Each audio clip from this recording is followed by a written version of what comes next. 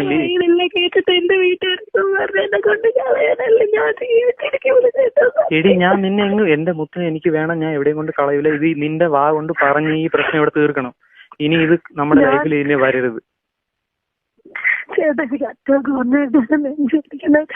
ഞാൻ പറയുന്ന കേക്ക്, നിന്റെ വാ കൊണ്ട് പറഞ്ഞു തീർക്കണം.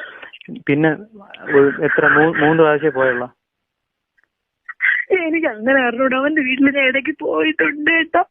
എത്ര പ്രാവശ്യം കിടന്നെന്ന് പറ അവിടെ അവന്റെ കൂടെ? പുള്ളി ഞാൻ കേൾപ്പിക്കുന്നില്ല.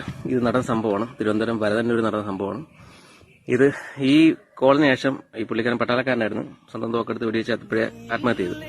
അപ്പം ഒരു കാര്യം പറയാനുള്ളൂ, അവിഹിതം എല്ലാവരുടെയും ചോയ്സാണ്, ഓരോരുത്തരുടെ ഇഷ്ടങ്ങളാണ് അവിഹിതം. പക്ഷേ ആരെങ്കിലും ഈ മാപ്പിളമാരെ കാശ് കൊണ്ട് തിന്ന് കൊഴുത്തിട്ട് അത് കണ്ടവന്റെ അടുത്ത് കൊണ്ട് ദഹിപ്പിക്കുന്നതല്ല അവിഹിതം എന്ന് പറയുന്നത്. വേണ്ടാന്നുണ്ടെങ്കിൽ വാ തുറഞ്ഞ് എനിക്ക് നിങ്ങളോട് ജീവിക്കാൻ താല്പര്യമില്ല, നിങ്ങൾ ഞാൻ സംതൃപ്തനല്ല എന്ന് പറഞ്ഞിട്ട് ഡിവോഴ്സ് വാങ്ങിയിട്ട് അവിഹിതോ നല്ല ഹിതോ അഴുക്കഹിതോ എന്തെന്ന് വെച്ചാൽ നിങ്ങൾ ഇഷ്ടത്തിന് പോയിക്കൊള്ളണം.